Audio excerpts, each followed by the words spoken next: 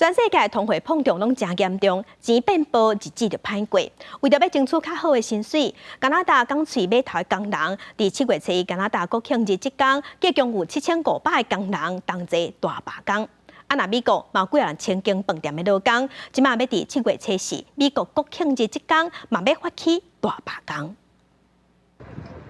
国际码头甲成都工会为了港口自动化、外包业务影响工会成员的工作权，以及通货膨胀影响工人实际收入这个问题，甲英属哥伦比亚省海事雇主协会发生的劳资争议，演变成加拿大30年来上届大规模的港口大罢工。 西部太平洋沿岸伫罢工范围内港口有全国业务量排名第1的温哥华港，以及排名第3的卢伯特王子港。 加到1/4的贸易商品输送，爱透过这个西部港口，逐工处理的货运价达到8亿加元。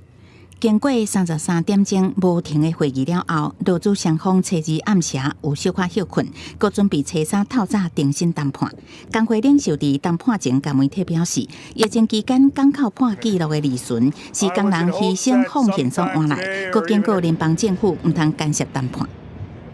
During the pandemic, longshore workers put themselves on the front lines to make sure the people of British Columbia and all their families and all Canadians had the necessary goods and supplies.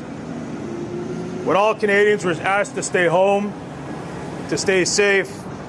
our people had to go to work 24 hours a day, 7 days a week, in unsafe conditions, putting ourselves on the line. 那加拿大码头工人选伫国庆日即天展开大罢工。美国加州洛杉矶加旧郡两个所在，几落千个饭店劳工伫港北 United Here Local 11带头7月初4国庆假期上无闲的周末进行大罢工，要求资方提高薪资，佮增加福利。工会伫声明中指出，饭店的员工包括房务、洗碗工、总铺、服务员、行李员、甲柜台人员等，无度负担伫因工作的城市加大所需要开销。 而且准讲目前饭店嘅利润当地升悬，不过一寡人伫 COVID-19 疫情期间其实是无工作机会。公司新闻王慧文编译。